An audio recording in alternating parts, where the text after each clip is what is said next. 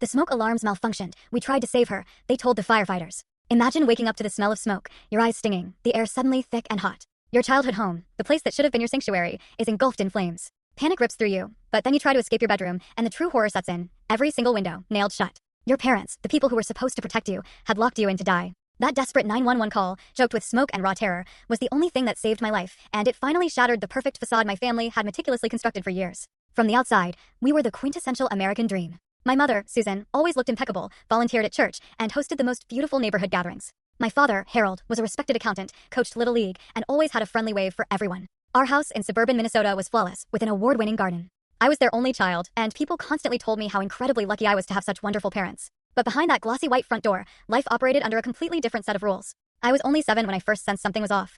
I'd invited a friend over, and before she even arrived, my mother sat me down and gave me a precise script, exactly which rooms we could enter, which toys were acceptable, what topics were appropriate. When my friend innocently asked to see my bedroom, my mother interjected with a tight, unyielding smile, declaring certain areas of the house private. By age 10, I understood that my entire life was meticulously controlled.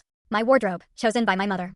Haircuts, precise 6-week intervals. Lunches, identical every day. Friends, vetted thoroughly, and playdates, monitored from a careful distance. "We just want to protect you, Amber," my mother would say, her voice soft, but her eyes like steel. "The world is full of dangerous people. You are precious to us." I vividly remember the first time I discovered my bedroom window was locked. I was 10, it was a beautiful spring day, and I just wanted to feel the breeze. But the window wouldn't budge. My father explained they'd installed special safety locks. To keep bad people out, he said, ruffling my hair, and to keep our curious little girls safe inside. At the time, it made sense. I believed them. I believed everything they did was for my protection, even when it felt strange or restrictive. What did I have to compare it to? In school, I was an academic machine. My parents demanded perfect grades, and I delivered. Teachers praised my intelligence, but they never saw the panic that would seize me over anything less than an A, knowing the silent disappointment waiting for me at home. Extracurriculars were forbidden, unnecessary distractions, too dangerous, questionable influences, interfering with sacred family dinner. My father rarely contradicted my mother. Sometimes, I'd catch him watching me with sad eyes, but when I asked what was wrong, he'd quickly smile and say, "Nothing, sweetie. Just thinking about how fast you're growing up." When I was 13, I finally got to visit a classmate's house, Sarah's, for a school project.